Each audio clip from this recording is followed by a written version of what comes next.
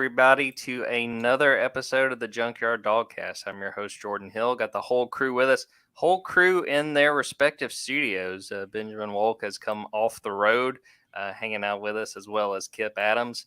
Kip, I'll start with you. Believe it or not, this is the last full week, or this is the last week of June. Can you believe that we are almost into July? And as we were talking about before this started, really into the dog days of summer. Yeah, I hope everyone got caught up on all their TV shows. There's not going to be a lot of downtime, coming anytime soon. This is it. While the recruiting will seemingly go into an air quote dead period, will be anything but dead over the next 30 days, and then before you know it, Jordan will be out there on the practice fields, checking out the back-to-back defending national champions. So go ahead and knock out season 2 of the Bear while you can, because you're not going to have a lot of free time to get anything else done. Hopefully your lawn looks great, because it's not going to be mowed anytime soon. This is it. The lawn better be looking good, because I don't know what it's been like where y'all are at, but it rained pretty much nonstop in Athens last week. It was miserable, so definitely need to get out there. Ben, how's it feel being off the road for at least a day in what I know has been a few busy few weeks for you? Yeah, no, it's good. I mean, maybe it was I'm the new guy. I'm naive. I had no idea what to expect, but June, my goodness, is crazy, and I think that July is going to be just as, if not more. It really is. I alluded to this on a post I put on Dawgs 24/7 earlier today too, but like it just feels like this is a new era kind of how the calendar is going to shake out and how people are going to prioritize the summer so much more than ever before. And I think Georgia's doing it as well as anyone right now. No doubt about that. Well, let's go into first nugget that I really want to tackle is something that happened last week. We had been hearing rumblings of this coming to pass. Finally confirmed, finally announced that Dylan Raiola is coming from Arizona to Georgia a year earlier than expected. He is transferring to Buford High School, one of the powerhouse high school programs in the state of Georgia. And Ben, I'll start with you. What do you think about this move for Dylan? And, we talk a lot over the years when it comes to Buford High School and Georgia trying to recruit guys out of Buford and swinging and missing. Does that piece of this puzzle interest you at all when it comes to Dylan going to Buford? Yeah, I mean, Dylan's probably not going to end up in Georgia's class now, right? He's at right. Buford. Yeah. No, I mean, I think that obviously, I think Buford's probably the top football program in the state of Georgia right now. If you're trying to get over to Georgia and get closer to where you're going to end up playing your college ball, I mean, I think that there's no better place to end up than Buford. It's obviously a loaded roster that they've got right now. That's the 24 class. That's the 25 class. That's going to be the 26 class as well.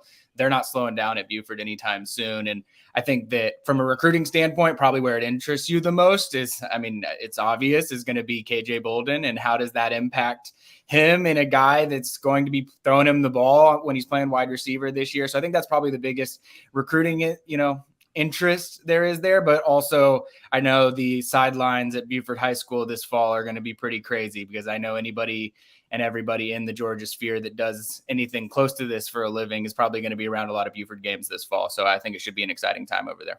Yeah, I think some of the beat writers will be camped out in the parking lot outside of Buford Stadium, because it's going to be pretty busy.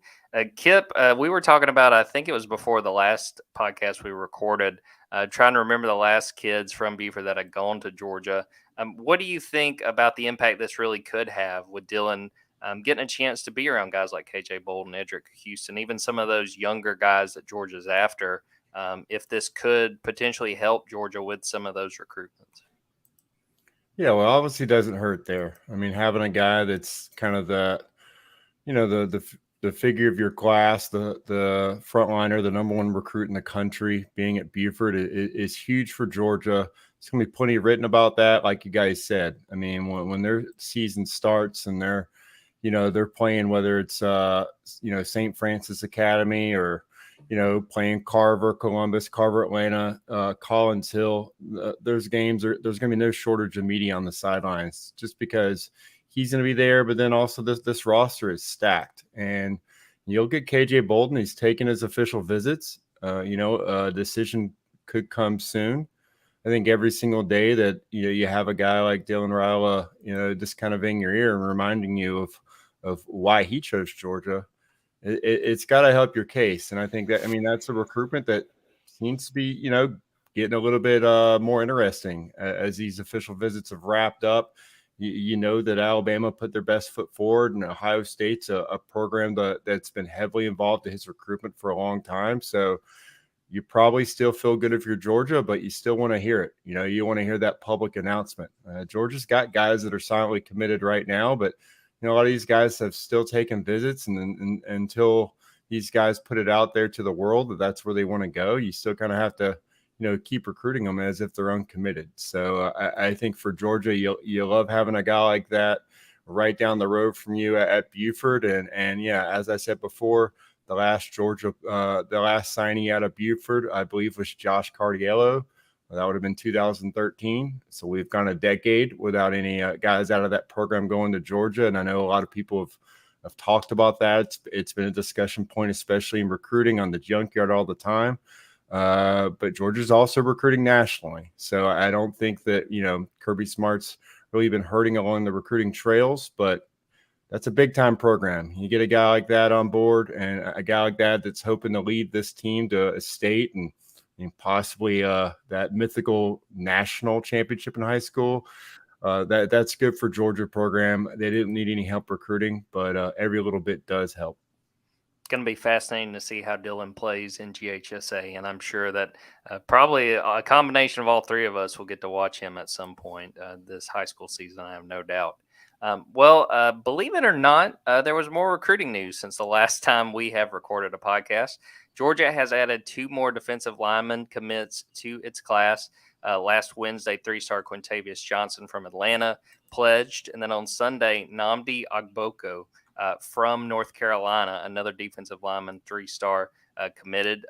Stop me if you've heard this one before, but Georgia went into North Carolina and got a really talented defensive lineman. Kip, I'll start with you. What do you think of these 2 guys that they've added?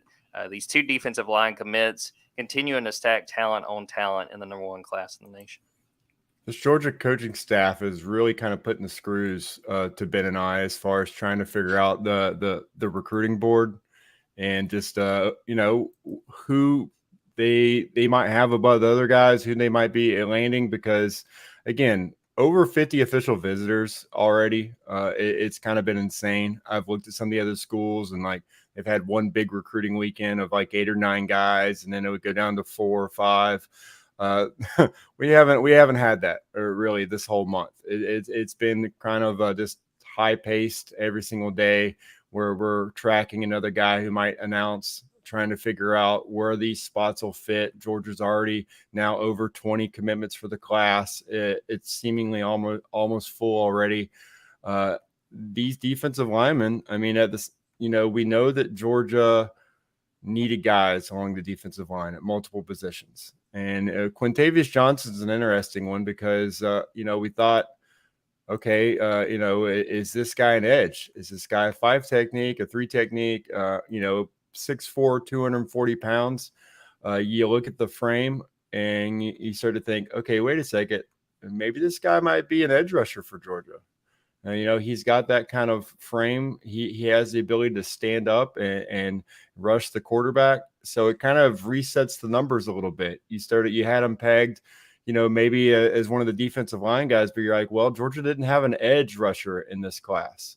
Could this be that guy for them, or at least give them a guy that they know they have on board, allow them to kind of just, hone their focus in on some other guys. And I think that's kind of what happened here with Quintavious Johnson. I think he's got a lot of talent. SEC programs were after him. At a program at Mays, it's put a lot of players, into the next level in the NFL, where Brian McClendon played at one point. So, there are a lot of ties there, and Georgia knew a lot about him. So I think they had to feel pretty good about what he brings to the table to take him. And then also just getting Nnamdi Ogboko. We kind of figured out a couple weeks ago, well, Georgia doesn't have a nose tackle in this class. We knew, okay, well, they have one visiting each of the next 2 weeks. Probably going to end up with a nose tackle in this class. And he's actually an intriguing guy because not only does he not look like – he's probably the best looking 340-pound prospect I've seen. He carries 340 like I wish I carry 230. It's just outstanding build, and then you put on the film and you're like, wait, this guy just started playing football a year ago.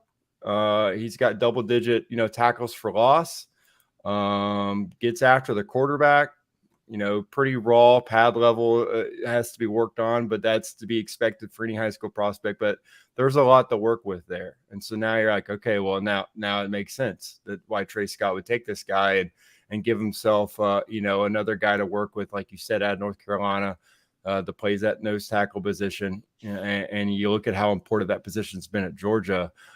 You got to have one of those guys on the roster, because they just play differently when they have a guy out there kind of doing what they ask their 0-1 technique to do. And I think, once he gets in there a couple of years from now, he could really help out the program. So a couple of big time additions along the defensive line and an edge rusher position. And now it's starting to look like, okay, how many more are they going to take? It's now becoming a numbers game for Georgia. And it's been fascinating for Ben and I to try to crack that code.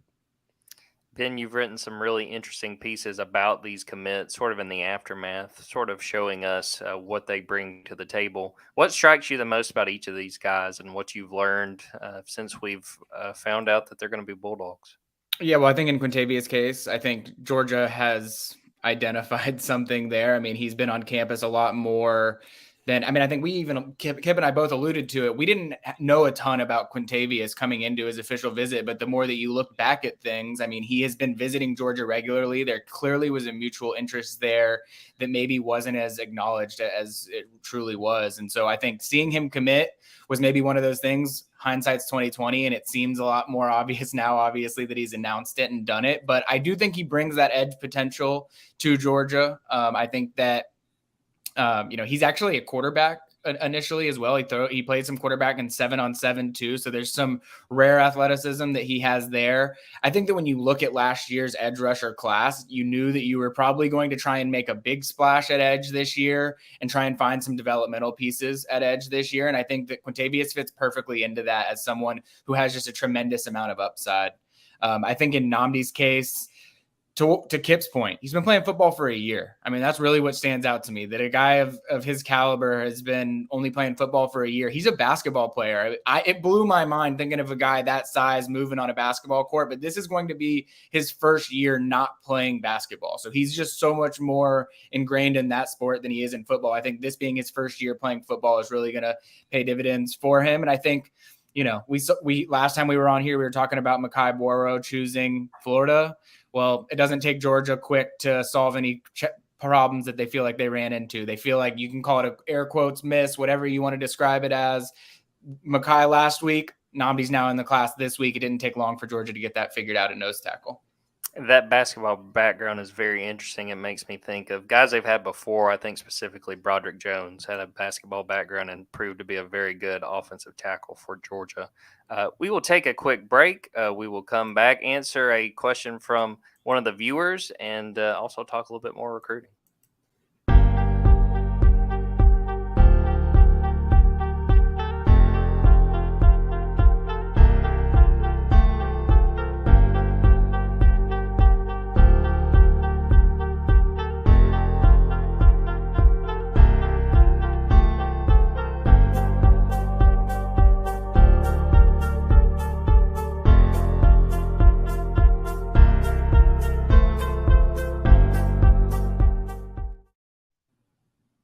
Welcome back, everybody. Well, I wanted to throw this up to both Kip and Ben. Coy Douglas had a question.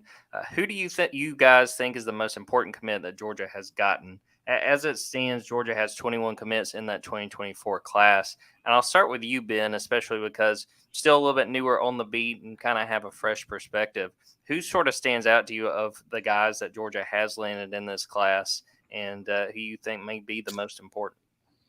Yeah, it would obviously be easy to go with the quarterbacks, either one, honestly, for various reasons. I think Puglisi, it would be easy to say Raiola, but I think Puglisi brings some of that too, just because of the firmness that he has to give you that 2 quarterback class.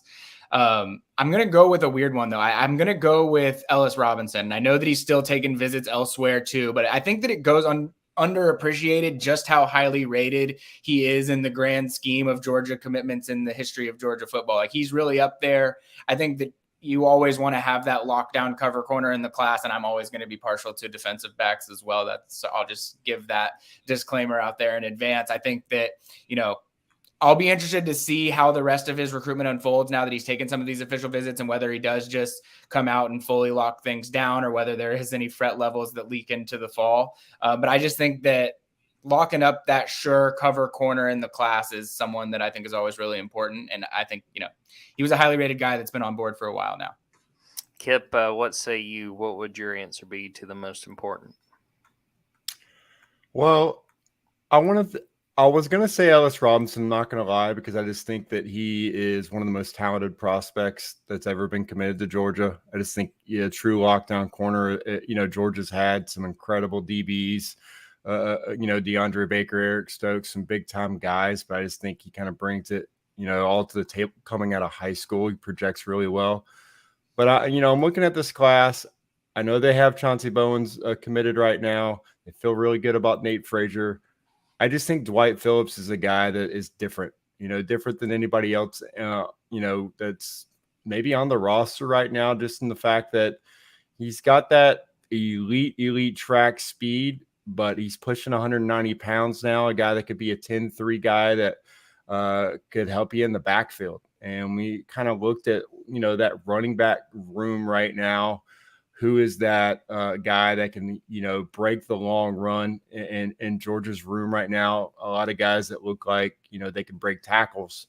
But as far as those 30-plus yard runs, who might be that guy now that guys like, James Cook, some of those explosive guys are in the league. And I look at Dwight Phillips as a guy that could just help Georgia out in multiple ways as they look for elite playmakers. Knowing that Brock Bowers is going to be in the NFL this time next year, they're going to be looking to, replace a lot of playmaking on offense. And I think that Dwight Phillips can be one of those guys that kind of just changes how not only you game plan for Georgia, but how Mike Bobo, kind of draws up his plays. I just think every time he has the ball in his hands, he is a threat. He could help you out at receiver as well. And I know that's huge in this class as they continue to try to see if, there's going to be another wide receiver in this class. We're not sure. They got some guys on board right now. But I just think, when your dad's a Olympic gold medalist and you have that kind of ability as well, I think that's just something unique and special. So Georgia fans, do not forget you got Dwight Phillips in this class. He's a top 100 prospect who it just makes plays. And I think, it's going to be fascinating to watch his college career because I do think his best football is in front of him.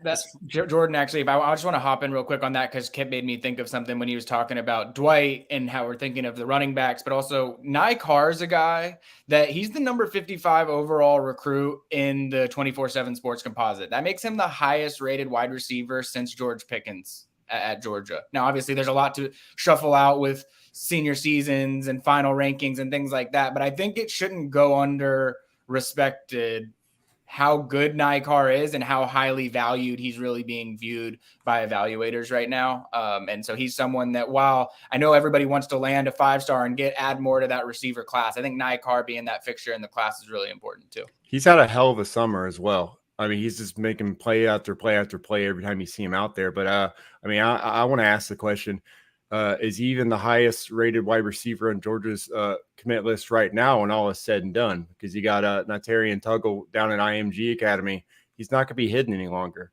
He was at Northwood before up there in Indiana, and now down there at IMG Academy, going to be playing big time programs every single week.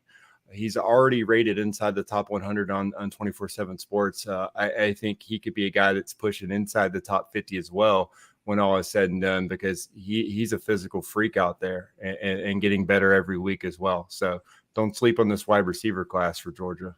I think it's a great point that both you guys made, because really my answer would be Dylan Raiola because of what he brings. Also, a year after you miss on Arch Manning, when Georgia felt like they were in really good shape with him. But I was going to sort of add the caveat of some of these receivers, whether they do wind up landing a 5-star, or we may see one of these guys wind up earning 5-star status by the time it's all said and done. I'm really interested just to see these guys come in because Kip and I have talked about this, I think, really since I came on staff, that one of the big knocks that is still left for opposing coaches to have for Georgia is on wide receiver. It's been so many years since a Georgia wide receiver has had an 1,000-yard season. Terrence Edwards, you go back then. If you can get some of these high-profile guys, even if they wind up falling short of five-star status, it feels like that could do a lot of good and adds just one less thing that coaches that are going up against Georgia can bring up when it comes to the recruiting trail. Yeah, you look back and think about A.J. Green's suspension, George Pickens, and A.D. Mitchell injuries. Still only have 1,000-yard receiver at Georgia is mind-blowing. Man, they have not gotten the luck of the draw on a lot of those wide receivers in the last 10, 15 years. So you're right. That's the kind of the last thing they have. And, Mike Bobo knows that as well. And I don't think he's going to, dial up a bunch of plays to try to get it. I think he's more concerned with making sure he breaks his own scoring record, that everyone kind of forgets when they talk about Todd Monken.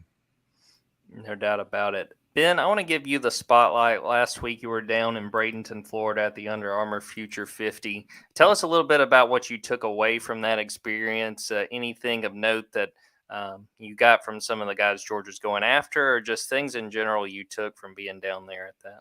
Yeah, well, for starters, I'd encourage people to go to Dawgs 24/7 and read what I wrote about all of it, because I probably I won't get all of it in here, or I'll sell some of it short, because the thing that really stood out to me is these are 50 of the best players, rising juniors in the country.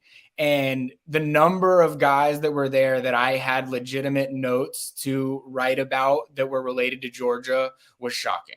I mean, the amount of guys that are the best players in college football or in high school football, and they have serious mutual interest in Georgia there are obviously other programs that are up there on par with Georgia on that front, but you hear Georgia and there's guys talking glowingly about Georgia in ways that is not happening with other college football programs across the country. So that was probably the big thing that stood out to me. There were 2 Georgia commits that were there.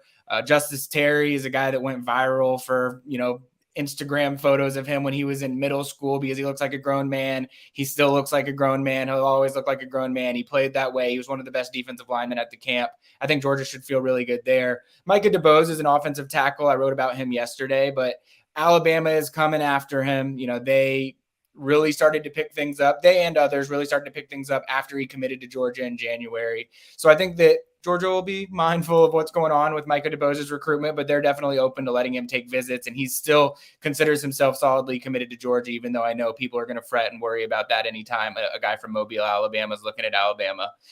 So those 2 guys really impressed. I mean, they are 2 guys. Like if you were to just take a list, guys were lined up like, who do we want to draft for our team just based on pure look? Micah DeBose and Justice Terry look just about as good as anybody that was out there. There's a lot of guys that I would like to talk about. I mean, Ryan Montgomery is a quarterback that I think is going to be looking at Georgia and Michigan. Usman Kroma is a running back from Lee County that I think is going to be looking at a lot of schools around the SEC. Some wide receivers, Nashawn Montgomery camped at Georgia and picked up an offer last week. He looked really good out there as well. Ryan Williams is a wide receiver committed to Alabama that's definitely in constant communication with Dylan, was part of that throwing session out at Jefferson High School with some of the other Georgia commits that we've already mentioned at wide receiver. So there were a lot of guys down there that I'll have more about, but my favorite takeaway, and I'll give a little teaser for a story that I'm going to write later this week as well, but there's a guy from Rains High School, an offensive lineman named Solomon Thomas. Now, if you are into the recruiting world, Rains High School also churned out Solomon Kinley, who came to Georgia and, had a lot of success as well. So we were having some jokes about guys named Solomon at Rains just being elite offensive linemen. But the cool thing is Solomon Thomas and Solomon Kinley actually have a really close relationship with one another. They work out, they train together, they have a big brother, little brother relationship. Solomon Thomas was joking around about, Solomon, Kinley, sometimes they just get into spats when they're working out about things. They don't talk to each other for a few days. And then Kinley will just hit him up and say, you know what, let's go see a movie or something like that. Like, let's just hang out and spend some time together. So they've got a really good relationship. Whether or not that ends up playing a role in Solomon Thomas's recruitment is, that remains to be seen. But Georgia is definitely a serious contender in that. And I just thought there was a cool little back and forth there about him and his relationship with the guy that obviously had a lot of success in Athens. So I'll have more and plenty of that at Dawgs 24/7 later this week. And but it was a good time down there, and Georgia's just all the talk everywhere. Right. That tends to happen coming off back-to-back national championships. There's no doubt about that. Looking at this time of year, we're starting to get into the end of, having guys on campus. A lot of announcements are coming up, and I'll start with you, Kip. What do you see for this week, just in how important this is for Georgia? How valuable, having some of these guys in Athens could prove to be, whether it's guys in this class or even looking to future classes? Yeah, this last weekend, Georgia had, 5 official visitors. And, one of the guys we haven't, really talked about, Michael Uni, offensive tackle from Copper's Cove in Texas, 6'7", 300 pounds.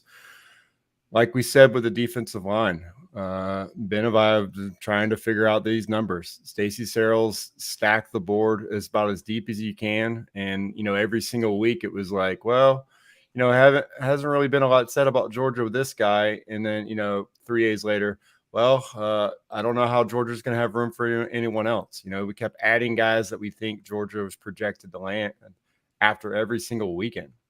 And so, like he said, as far as hindsight, we should probably have been paying attention to every single official visitor and how they're ordered, because it seems like, maybe Georgia had a plan here and felt pretty good about where they were along the offensive line, because this is a guy now that was projected to Michigan, throughout his recruitment, I guess, and then sneaks in this midweek official visit to Alabama, takes his final official visit to Georgia.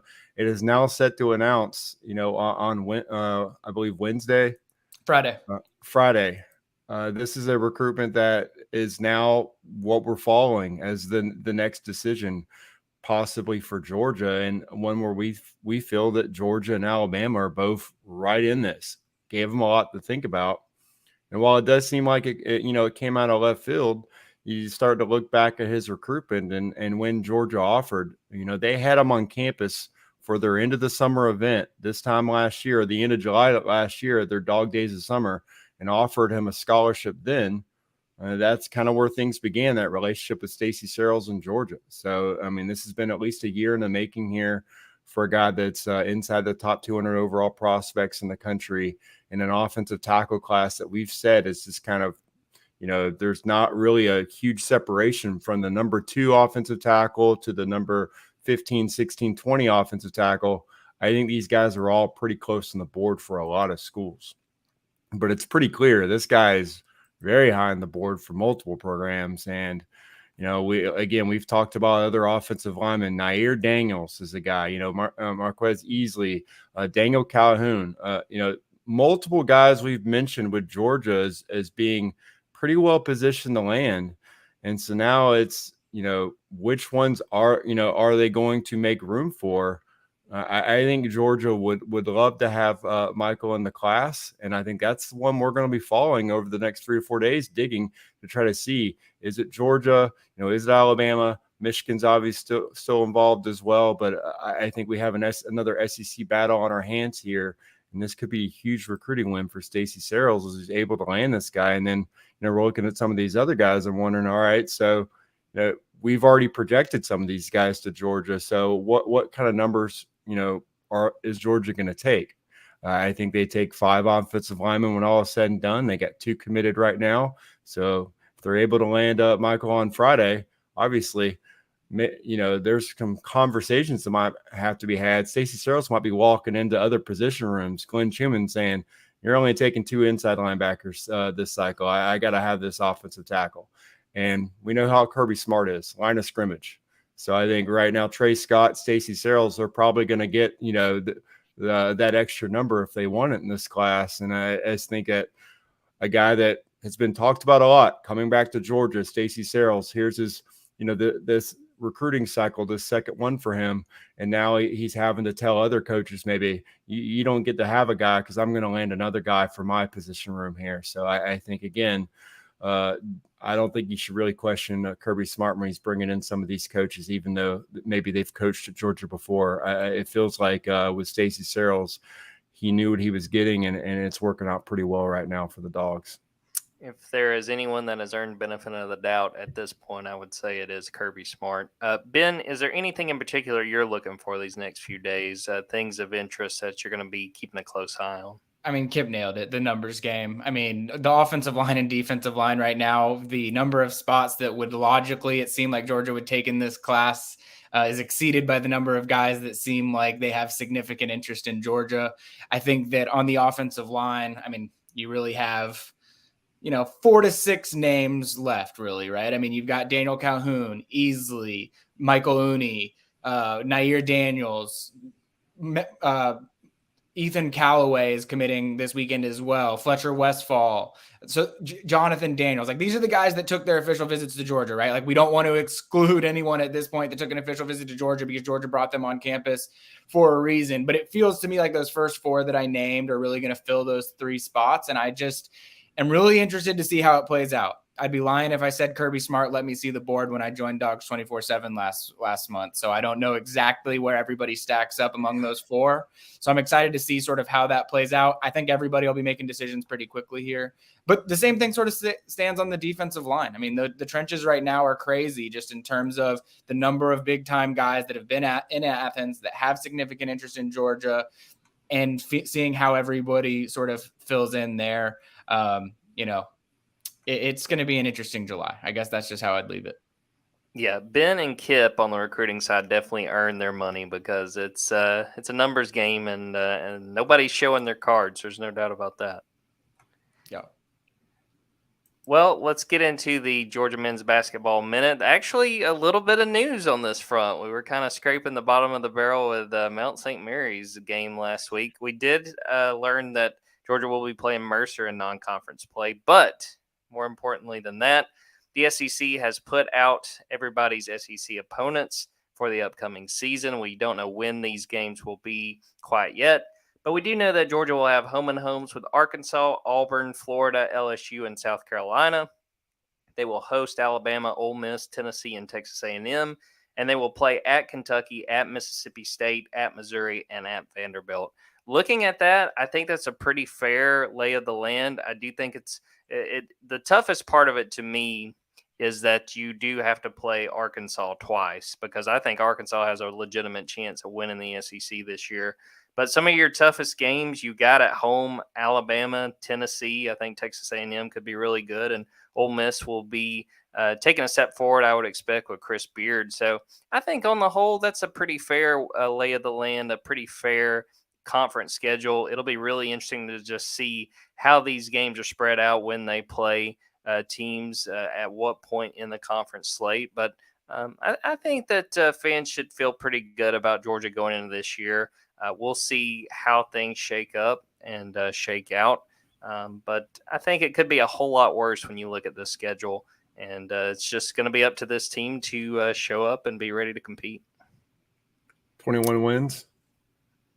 I think it's possible. I'm thinking 20-21, which, remember, they won, 6 games 2 years ago? So, I mean, if they can get right in there, I think a realistic goal, wins aside, would be the NIT. And I think this team can do that. If they finish better than that, I would consider that a really successful year. I'm personally disappointed to hear Missouri's not going to be in Stegman this year. Demoy Hodge was probably my favorite player that I watched play this year when I went to Georgia games. So bummer. I guess I'll have to find a way to convince someone to let me make the Columbia trip. We'll expense you out there. You can make that trip for us. I think that will definitely be worth the money. Well, on that note, we're going to wrap up this episode. I appreciate Kip and Ben for popping on. Appreciate everyone who tuned in live, who checked this out, and everybody who is listening to it and watching it after the fact. But we're done there. Appreciate everybody for tuning in and checking us out. And